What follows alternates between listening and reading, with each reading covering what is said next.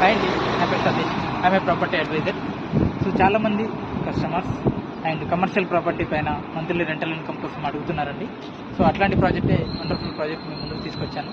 Financial district exactly Amazon office పక్కనే ఉంటుందండి project name H1 project. ఇండియాలోనే అతిపెద్ద tallest building, commercial building, G+47 floors construction చేస్తున్నారండి. Exactly మనకి